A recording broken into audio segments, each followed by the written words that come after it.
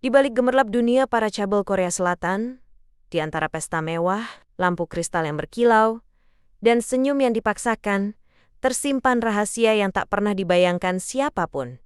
Oh, Won-soo, seorang mantan pegolf dunia yang kini hidup sebagai menantu keluarga konglomerat, tampak memiliki segalanya, ketenaran, kekayaan, dan kehormatan. Namun di balik pintu istana megah, tempat ia tinggal, cinta yang dulu dijanjikan berubah menjadi luka yang tak pernah sembuh. Ketika hidupnya berada di ujung kehancuran, seorang pria muncul. Seo Do-yoon, seorang pengawal baru yang tidak hanya bertugas melindunginya, tetapi juga membawa badai rahasia masa lalu yang dapat menghancurkan seluruh dinasti. Di tengah perselingkuhan, pengkhianatan, dan permainan kekuasaan, mereka berdua terjebak dalam ikatan takdir yang tak bisa mereka hindari. Inilah kisah tentang cinta terlarang, kebenaran yang mematikan, dan perjuangan seorang wanita mencari kebebasan. Selamat datang di dunia kelam namun memikat, Red Swan. Oh, Won-soo, mantan pegolf profesional yang kini menjadi ikon amal dan sosialita kelas atas, berdiri anggun di sebuah acara besar keluarga cabel LX Group. Senyumnya tampak sempurna, namun matanya menyimpan kelelahan yang tidak bisa disembunyikan. Di balik panggung mewah itu, penonton mulai melihat retakan dalam hidup Won-soo, suaminya. Kim Yong-kook, pewaris LX Group, tampil formal dan dingin, nyaris tak pernah menatap istrinya. Hubungan mereka tampak kaku, seolah hanya sebuah kontrak sosial, bukan pernikahan. Namun, publik tetap percaya keluarga mereka sempurna. Saat acara berlangsung, ancaman misterius muncul. Won-soo mendapat pesan gelap yang mengisyaratkan bahwa ada seseorang yang ingin mencelakainya. Pihak keamanan keluarga pun heboh. Disinilah seorang pria muda dan berwajah dingin muncul, Seo Do-yoon, mantan polisi yang kini bekerja sebagai pengawal pribadi LX Group. Pertemuan pertama mereka terasa tegang. Do-yoon, dengan tatapan tajam dan gestur profesional, langsung menyadari bahwa Won-soo sedang diawasi oleh seseorang di kerumunan. Dan ia tak segan melangkah cepat untuk menghentikan bahaya itu. Aksinya sigap membuat Won-soo selamat dari kemungkinan serangan pertama. Sementara itu, di sisi lain, kisah ini mulai diperlihatkan hubungan gelap Yang Kook dengan seorang wanita yang sudah lama menjadi selingkuhannya. Won-soo diam-diam mengetahui hal itu, namun menahan diri, seolah ini adalah beban yang telah lama ia tanggung. Malam itu berakhir dengan dua ketegangan besar. Nyawanya terancam, hingga rumah tangganya retak, namun tak bisa ia tinggalkan. Sementara itu, Do-yoon resmi ditugaskan sebagai pengawal pribadi Won-soo. Ia berdiri di luar kamar wanita itu, berjaga sepanjang malam. Dari balik pintu, Won-soo duduk sendirian, wajahnya lelah, namun matanya mengisyaratkan satu hal, ia akan bertahan hidup. Dua orang ini mulai terhubung oleh sesuatu yang belum mereka sadari, sebuah takdir yang kelak akan mengguncang seluruh keluarga cabel. Keesokan harinya, suasana pagi di mansion keluarga LX Group, Won-soo bangun dengan rasa gelisah yang masih menempel sejak malam sebelumnya. Keberadaan Seo Do-yoon sebagai pengawal barunya membuat rumah yang dipenuhi ketegangan itu sedikit terasa aman, namun juga memunculkan pertanyaan baru dalam hatinya. Saat sarapan keluarga berlangsung, suasana dingin kembali terasa. Kim Jong-kook, suaminya, tetap bersikap formal dan menjaga jarak. Tidak ada sentuhan, tidak ada perhatian, hanya percakapan basi yang terdengar seperti formalitas. Di balik meja panjang itu, Won-soo menatap suaminya dan merasakan jarak yang semakin tak terjembatani. Ia mengetahui perselingkuhan Yang Kook, tetapi memilih diam. Bukan karena ia lemah, melainkan karena ia terperangkap dalam ikatan keluarga konglomerat yang lebih rumit dari yang terlihat. Seo Do-yoon, yang kini secara resmi menjadi pengawal pribadi Won-soo, memeriksa rekaman CCTV dan jejak ancaman yang diterima Won-soo sebelumnya. Dari hasil pengamatannya, ia menyimpulkan bahwa ancaman itu bukan sekadar iseng. Seseorang benar-benar mengincar nyawa wanita itu. Di balik sikapnya yang tenang, Do-yoon menyembunyikan sesuatu. Ketika ia sendirian, ada momen sekejap di mana rasa marah terlihat jelas di matanya. Seolah ancaman ini bersinggungan dengan masa lalunya. Dalam perjalanan menuju kegiatan amal, Won-soo teringat masa lalunya. Seorang gadis miskin yang berjuang mati-matian hingga sukses menjadi atlet dunia. Kilas balik ini memperlihatkan perbedaan besar antara Won-soo dulu dan Won-soo sekarang yang terjebak dalam lingkaran keluarga cabel. Semakin jelas bahwa ia bukan wanita lemah. Ia pernah melawan banyak rintangan, tetapi kini menghadapi rintangan yang tak terlihat. Saat Won-soo menghadiri acara amalnya, ancaman kembali muncul. Do Yun-young selalu waspada melihat seorang pria bertingkah mencurigakan di tengah kerumunan. Adegan kejar-kejaran terjadi.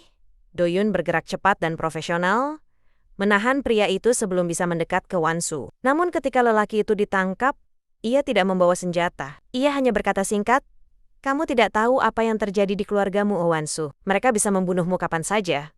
Ucapan itu membuat Do Yun semakin curiga bahwa ancaman ini bukan dari orang luar, tetapi dari dalam keluarga LX Group sendiri. Sementara itu, di rumah Yang Kuk marah besar karena kejadian itu mengundang perhatian media. Namun kemarahan itu bukan karena ia peduli terhadap istrinya, melainkan karena ia takut reputasi keluarga tercoreng.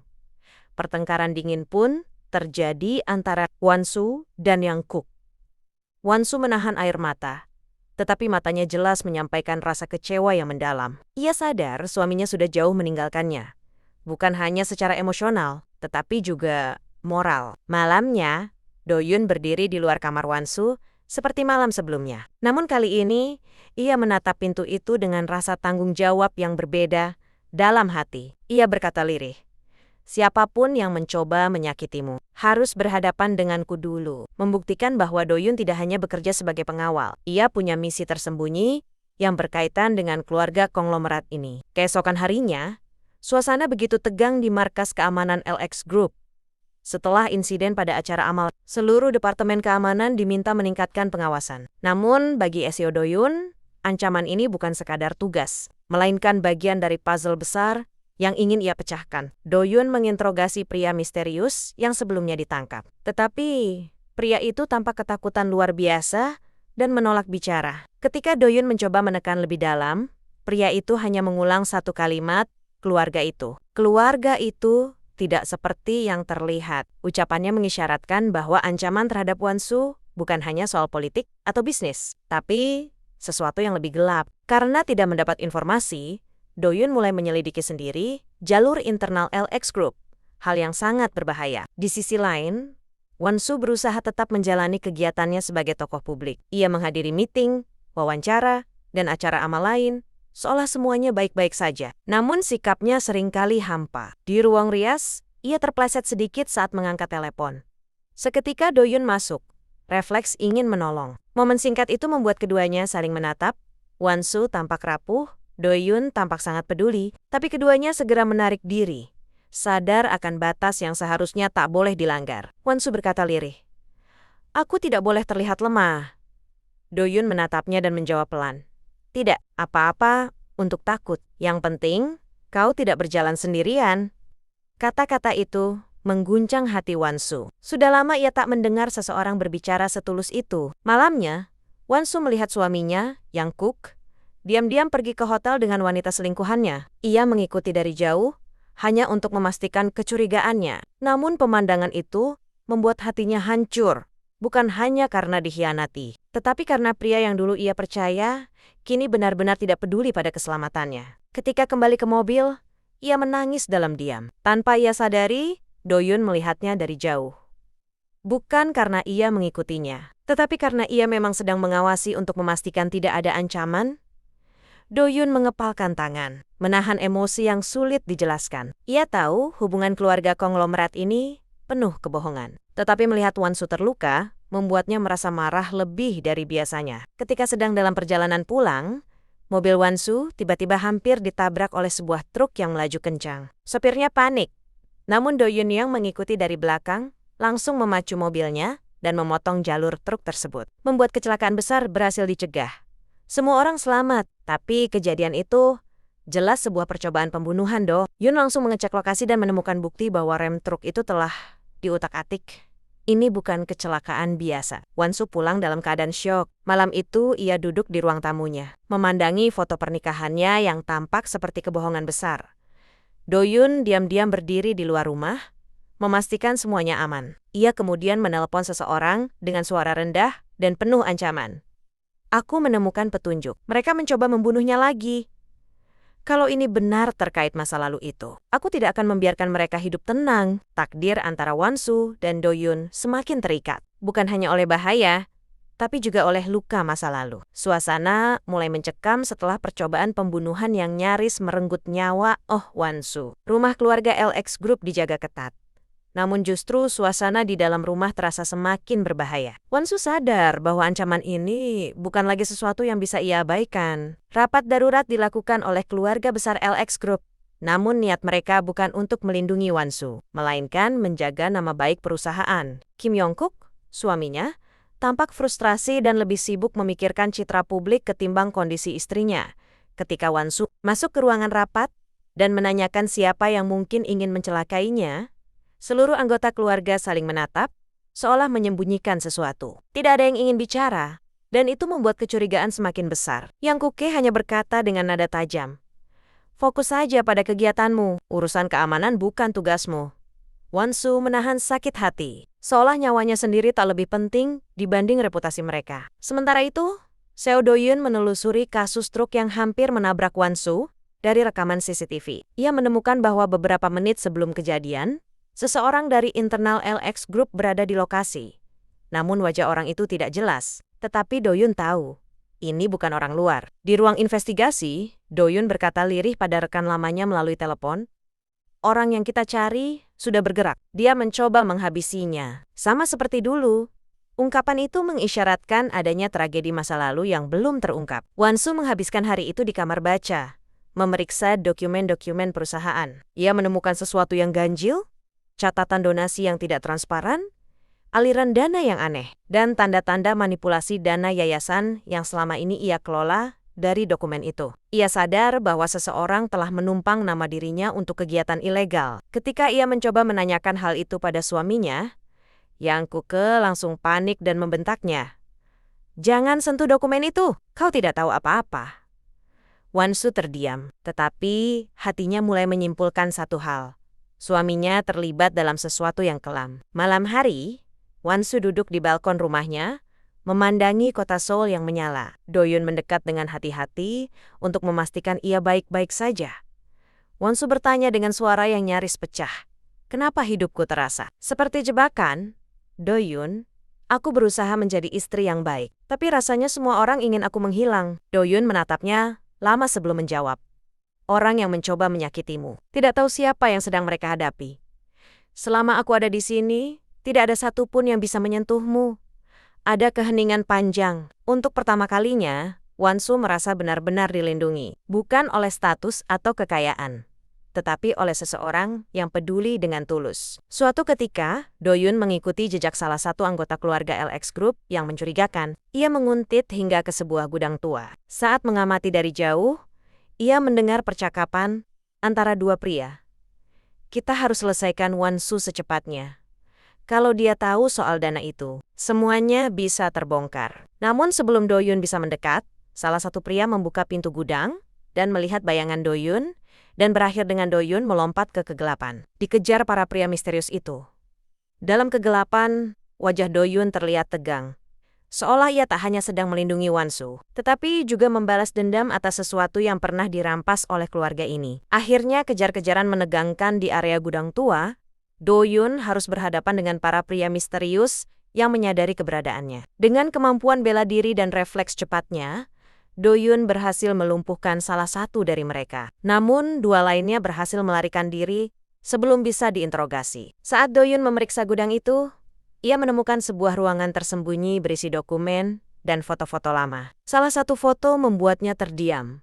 Foto seorang pria yang ia kenal baik dari masa lalunya. Mata Do-yun menggeres, jelas bahwa kasus ini terkait seseorang yang pernah ia cintai atau lindungi. Sementara itu di rumah, Oh Wan-soo semakin merasa asing di lingkungan sendiri. Saat ia turun untuk sarapan, para anggota keluarga konglomerat itu berhenti bicara, seakan menyembunyikan sesuatu. Mereka menatapnya seolah ia masalah, bukan bagian dari keluarga. Ketegangan memuncak ketika Yang Kuk marah besar karena berita tentang insiden truk mulai bocor ke media. Bukannya memastikan istrinya aman, ia justru menuduh Wan-soo menyebabkan keributan tidak perlu. Wan-soo menjawab dengan suara tenang namun menusuk, "Jika keselamatanku dianggap keributan, mungkin aku memang tidak berharga di mata kalian." Kurang dari 1 detik setelah itu, ruangan menjadi sunyi. Waktu berlalu, Doyun kembali ke rumah LX Group dalam keadaan terluka di lengan. Ia berusaha menyembunyikan luka itu, tetapi Wansu melihat noda darah di lengannya. Untuk pertama kalinya, ia memaksa Doyun duduk dan merawat lukanya. Adegan ini berlangsung sunyi, tetapi penuh ketegangan emosional. Saat Wansu membersihkan lukanya, ia bertanya pelan, "Berapa banyak bahaya yang harus kau hadapi karena aku?" Doyun menatapnya dalam-dalam. "Ini bukan hanya tentang Anda. Ada alasan lain, dan saya tidak bisa membiarkan mereka berhasil lagi."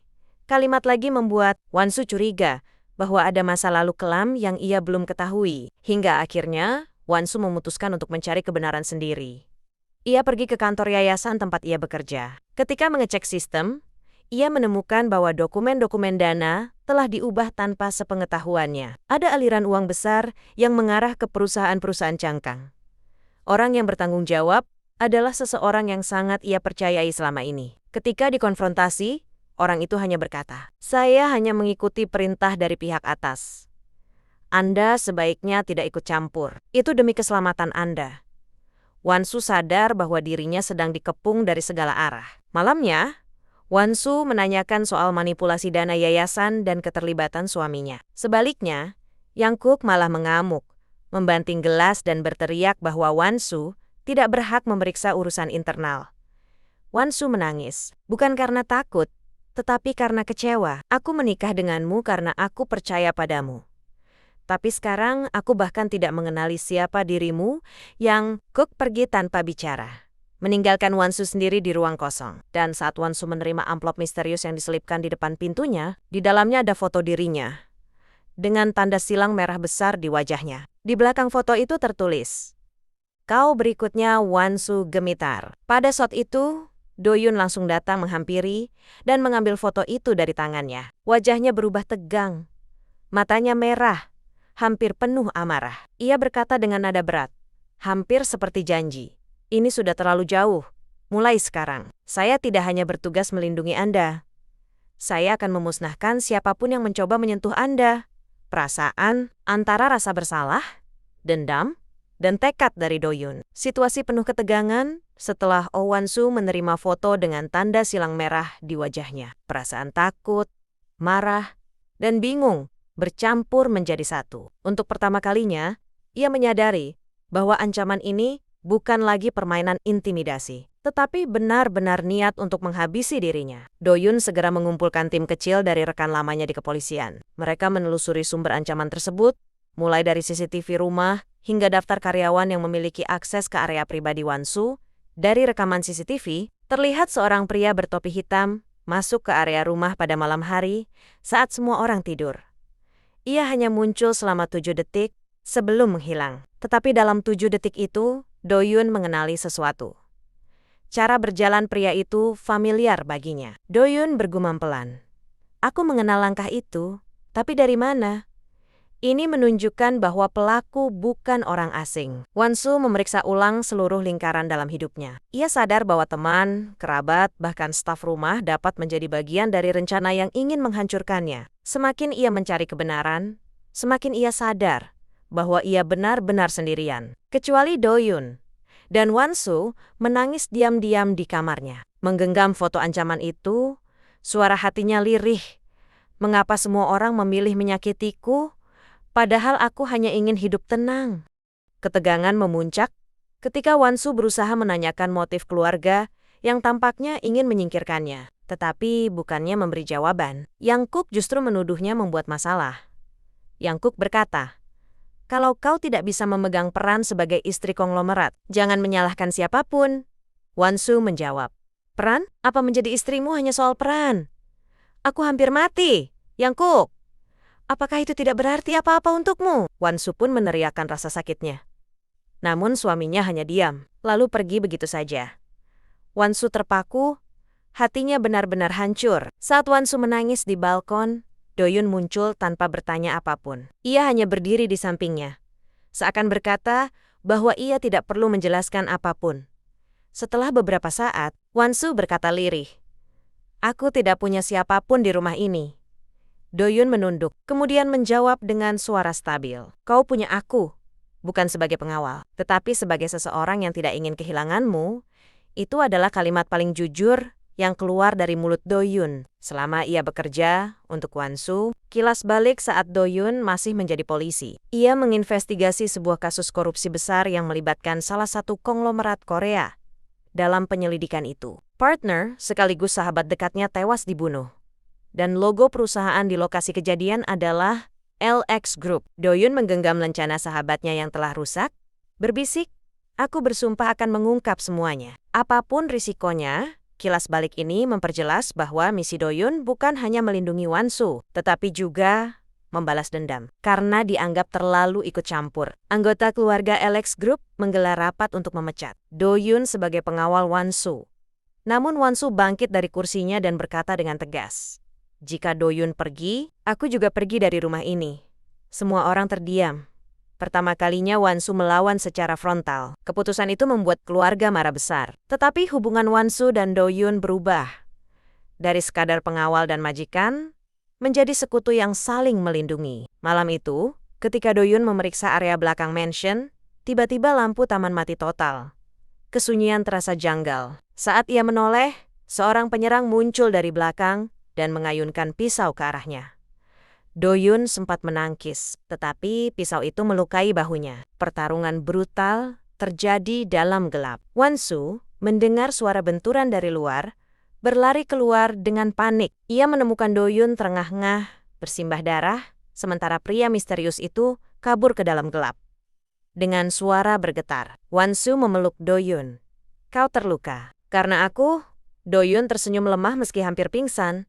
"Selama aku masih hidup, tak akan ada yang menyentuhmu, Won-soo." Setelah insiden penembakan misterius di hari itu, suasana keluarga Hwain Group berubah semakin mencekam. Won-soo mulai merasa bahwa seseorang benar-benar ingin menghabisinya. Dan kali ini, bayangannya bukan lagi paranoia. Do-yun diam-diam menyelidiki selongsong peluru yang ia temukan di lokasi kejadian. Temuannya mengejutkan. Peluru itu berasal dari jenis senjata yang hanya digunakan oleh unit khusus militer. Ini bukan serangan amatiran. Ini operasi profesional. Ketika Do-yun berusaha merahasiakan penyelidikan, Won-soo tiba-tiba muncul di ruangannya dan meminta kebenaran. Do-yun pun tidak bisa menyembunyikan kekhawatirannya. Ia hanya mengatakan satu kalimat, "Seseorang berusaha membuat Anda hilang." Dan mereka tidak main-main. Won-soo terdiam, antara takut dan bingung. Suaminya kembali pada kebiasaan lamanya, pergi tanpa kabar dan pulang dengan aroma alkohol dan parfum perempuan lain. Won-soo seperti biasa berusaha tenang, tetapi hatinya yang rapuh semakin runtuh. Dalam sebuah makan malam keluarga, ibu mertua Won-soo menghinanya secara halus di depan semua orang. Suho hanya diam, tidak membela istrinya. Won-soo akhirnya sadar, ia sendirian di keluarga yang seharusnya melindunginya. Saat menyelidiki data kamera CCTV hotel tempat insiden terjadi, Do-yun menemukan seorang pria bertopeng yang ia kenal dari masa lalu. Seseorang yang berkaitan dengan kasus tragis adiknya.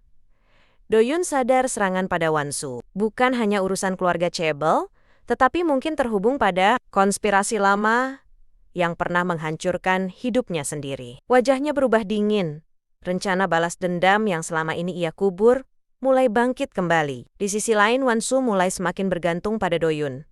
Bukan hanya karena ia pengawal, tetapi karena Do-yun adalah satu-satunya orang yang benar-benar percaya padanya. Dalam sebuah adegan emosional, Won-soo hampir jatuh karena syok setelah melihat bukti ancaman. Do-yun menangkapnya dan menenangkan dengan suara rendah. "Aku di sini. Selama aku bernapas, tidak ada yang akan menyentuh Anda." Won-soo menatapnya. Ada rasa hangat yang muncul, rasa yang sebelumnya ia coba tekan. Namun ia sadar, hubungan ini terlarang dan bisa menghancurkan keduanya. Saat malam tiba, Do-yun menerima pesan tak bertanda. "Berhenti melindunginya, atau kau yang akan mati berikutnya." Do-yun menggenggam ponselnya kuat-kuat, wajahnya penuh amarah. Namun ia tidak berencana mundur. Justru sebaliknya, ia semakin yakin bahwa Won-soo adalah kunci dari misteri kematian adiknya. Do-yun berjalan menuju ruangan rahasia yang penuh foto, peta, dan data kasus balas dendam yang ia sembunyikan selama ini. Di tengah semua itu, terdapat foto Won-soo. Setelah ancaman misterius yang diterima Do-yun sebelumnya, suasana memasuki fase yang lebih gelap. Do-yun mulai menyadari bahwa semakin ia mendekati kebenaran, semakin besar pula bahaya yang mengintai Won-soo dan dirinya sendiri. Pagi itu, Wansu menghadiri rapat yayasan filantropi yang ia kelola. Namun, rapat berubah kacau ketika salah satu sponsor besar tiba-tiba menarik dukungan dengan alasan yang janggal. Seakan semuanya telah diatur untuk menjatuhkannya. Wansu mulai curiga. Apakah keluarga Huain sengaja ingin menyingkirkannya dari posisi yang ia bangun selama bertahun-tahun, kecewa dan marah. Wansu memutuskan untuk mulai menyelidiki keluarganya sendiri. Langkah yang sangat berisiko. Doyun menemui seorang informan lama yang pernah terlibat dalam kasus kematian adiknya. Namun saat ia tiba, informan itu ditemukan telah tewas. Jelas dibunuh. Di dinding ruangan, ada pesan yang ditulis dengan darah. Berhenti, Doyun terdiam. Matanya berubah dingin seperti baja. Ancaman ini bukan hanya untuk menakut-nakutinya. Ini perang. Di rumah, Suho mulai gusar karena bisnisnya mengalami tekanan dari dalam perusahaan. Namun bukannya mencari solusi, ia malah menciptakan masalah baru. Foto dirinya bersama seorang wanita muda dari klub malam beredar di media online. Ketika berita itu sampai ke Wansu, ia hanya memejam mata, menelan luka yang sama untuk kesekian kalinya. Namun kali ini, ia tidak menangis. Ia marah. Marah karena selama ini ia membiarkan dirinya disakiti. Doyun, setelah hari panjang penuh kekacauan, memutuskan untuk kembali memastikan keamanan Wansu. Malam itu hujan deras. Wansu berdiri di balkon. Basah air mata dan hujan. Doyun menghampirinya, memberikan jaket dan menatapnya dengan lembut namun tegas. Anda tidak perlu menanggung semua ini sendirian. Wansu menatapnya, bibirnya bergetar. Ia mengakui dan berucap, "Aku lelah. Aku ingin pergi dari rumah ini." Perasaan di antara mereka semakin jelas, semakin tak bisa disangkal. Saat memeriksa rekaman CCTV dari tempat sponsor menarik diri, Doyun menemukan sosok pria misterius yang sama dengan penembak sebelumnya. Dan di tangannya, pria itu memegang lencana militer yang hanya dimiliki oleh satu unit. Bekas unit yang pernah memburu kakak Doyun. Ini bukan kebetulan. Semua kasus ini terhubung. Doyun tersadar Wansu berada di tengah permainan kekuasaan yang jauh lebih besar dari sekadar perselingkuhan atau perebutan kursi yayasan. Malam itu, listrik di rumah keluarga Chabel padam secara tiba-tiba. Ketika semua lampu mati, suara tembakan terdengar dari arah taman belakang. Doyun langsung berlari dengan pistolnya. Wansu berteriak memanggil namanya. Dalam gelap, ada sosok bersenjata yang berdiri di balik pepohonan, mengincar seseorang yang berjalan ke arah kolam. Pelan-pelan sosok itu menaikkan senapan. Setelah suara tembakan sebelumnya, hujan turun deras, lampu rumah mati, dan suasana mencekam menyelimuti mansion keluarga Huain. Doyun langsung mengejar arah suara tembakan. Napasnya terburu-buru, dan air hujan membasahi wajahnya di dekat kolam. Seorang penjaga keamanan tergeletak tak sadarkan diri. Bukan Wansu, bukan Suho, tetapi ini bukti bahwa musuh sudah menembus lapisan keamanan pertama. Doyun menemukan selongsong peluru yang sama seperti sebelumnya. Ini jelas ulah kelompok yang sama. Ketika ia hampir mencapai taman belakang, sebuah bayangan bergerak cepat dan menghilang ke balik pagar tinggi. Doyun mengejar, namun jejaknya menghilang di kegelapan. Di dalam rumah, Wansu hampir pingsan karena panik memikirkan kemungkinan terburuk. Suho datang terlambat, dan bukannya menenangkan, ia malah menyalahkan Wansu karena menciptakan drama. Wansu menatapnya dengan mata basah, tapi bukan karena cinta, karena kecewa yang menumpuk sejak lama. Karena selalu disalahkan, Wansu berkata, "Aku bukan boneka yang bisa kau perlakukan sesukamu." Suho terdiam, tidak menyangka istrinya berani melawan. Keesokan harinya, Doyun memeriksa kembali area taman dan menemukan benda kecil di tanah. Potongan badge militer yang sama dengan yang ia lihat sebelumnya. Doyun makin yakin bahwa penyerang adalah bagian dari organisasi bayangan yang bertanggung jawab atas kematian adiknya. Sebagai mantan anggota unit khusus, ia mulai menebak nama-nama lama yang mungkin terlibat. Muncullah satu nama, Han Taejun, mantan komandannya yang terkenal kejam dan kini bekerja untuk kelompok elit yang melindungi kepentingan Chabel. Jika benar dia orangnya, semuanya akan jauh lebih rumit. Sementara itu, ibu mertua Wansu mengadakan pertemuan rahasia dengan beberapa anggota Dewan Huain Group di ruangan gelap. Mereka mendiskusikan satu kalimat yang mengerikan. Wansu harus disingkirkan. Sebelum proyek utama jatuh ke tangan yang salah, ada yang ingin menjatuhkan posisi Wansu bukan hanya dalam keluarga, tetapi juga di bisnis dan filantropi. Sekarang jelas, musuh Wansu bukan hanya orang luar, tetapi keluarganya sendiri. Malam itu, ketika tubuh Wansu lemah karena stres dan takut, Do-yun membawakan teh dan duduk di dekatnya. Hening lama. Akhirnya Wansu berkata, "Semua orang ingin aku hilang. Kenapa kau tetap di sini?" Do-yun menunduk sebentar sebelum menjawab. "Karena saya tidak ingin kehilangan orang yang ingin saya lindungi." Wansu terpaku. Kata-kata itu terlalu jujur, terlalu dalam, terlalu berbahaya. Namun ia tidak membalas, hanya menahan air mata. Hubungan terlarang itu semakin nyata. Suho, yang biasanya tak peduli, mulai memperhatikan kedekatan istrinya dengan pengawalnya. Ia melihat cara Wansu menatap Do-yun, bukan tatapan yang pernah ia terima. Suho menjadi gelap mata, bukan karena cinta, tetapi karena harga diri seorang pewaris cabel. Ia memerintahkan bawahannya untuk memeriksa latar belakang pengawal itu. Suho belum tahu bahwa masa lalu Do-yun penuh rahasia yang bisa mengguncang seluruh dinasti Hwain. Saat seorang pria tak dikenal menyelinap ke apartemen lama yang pernah ditinggali Do-yun, ia menemukan sebuah kotak berisi foto adik Do-yun, catatan investigasi lama, dan peta lokasi-lokasi penting Hwain Group. Pria itu tersenyum tipis dan berkata, "Akhirnya ketemu, bahan untuk menjatuhkan semuanya. Semua rahasia, pengkhianatan, dan luka masa lalu akhirnya bertabrakan jadi satu. Dan tak ada seorang pun yang keluar tanpa kehilangan sesuatu." Setelah penyelidikan panjang, Wansu akhirnya menemukan bukti bahwa keluarga Hwain, terutama ibu mertuanya, selama ini terlibat dalam praktik korupsi besar dan penggelapan dana yayasan. Bukti itu cukup untuk mengguncang seluruh dinasti. Namun, sebelum ia sempat mengungkapnya, seseorang membakar ruang arsip yayasan. Semua dokumen hilang.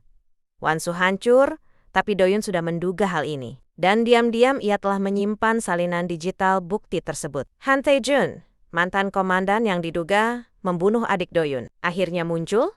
Ia menculik seorang anggota staf yang dekat dengan Wansu dan mengundang Do-yun untuk bertemu terakhir kali.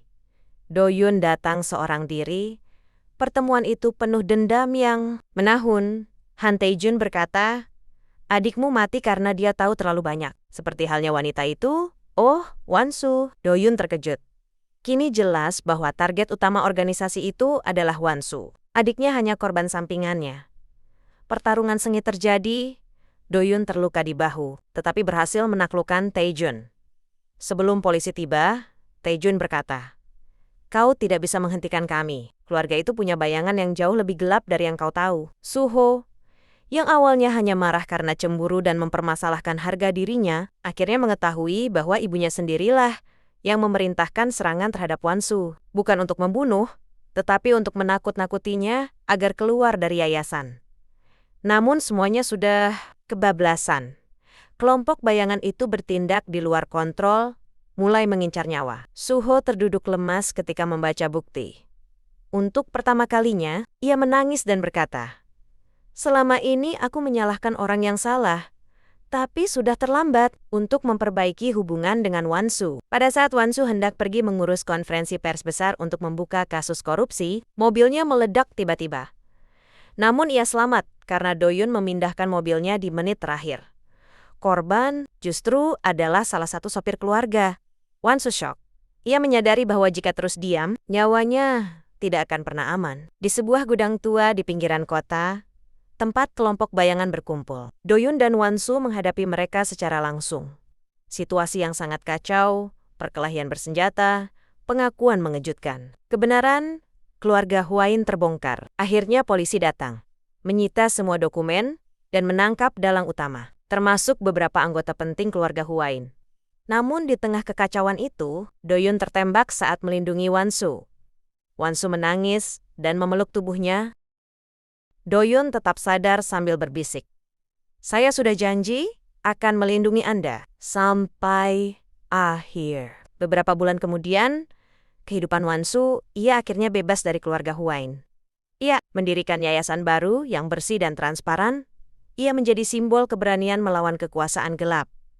Namun senyumnya selalu menyimpan kesedihan. Ia sering pergi ke tempat penginapan tepi pantai, satu-satunya tempat ia bisa mengingat Do-yun dengan tenang. Sementara itu, Do-yun, ia selamat, tetapi menghilang. Tidak ada yang tahu di mana ia berada. Yang hanya Wansu tahu, ia menerima sebuah surat tanpa nama. Saya hidup. Dan itu cukup bagi saya, selama Anda juga hidup. Wansu menggenggam surat itu dengan mata berkaca-kaca. Ia tersenyum tipis. Cinta mereka tidak berakhir, hanya terhenti oleh jarak dan takdir. Dan begitulah akhir dari kisah Red Swan. Sebuah perjalanan yang dipenuhi cinta terlarang, pengkhianatan keluarga, dan perjuangan seorang wanita menemukan kembali dirinya di tengah gelapnya kekuasaan. Wansu jatuh berkali-kali, namun ia bangkit lebih kuat dari sebelumnya. Doyun terluka oleh masa lalu, namun ia tetap memilih melindungi orang yang ia cintai, meski harus menghilang demi keselamatannya. Drama ini mengingatkan kita bahwa kebenaran mungkin menyakitkan, tetapi hanya kebenaranlah yang bisa membebaskan. Dan kadang, cinta tidak selalu harus dimiliki untuk tetap hidup di dalam hati. Terima kasih sudah menonton sampai akhir. Sampai jumpa di pembahasan drama Korea berikutnya.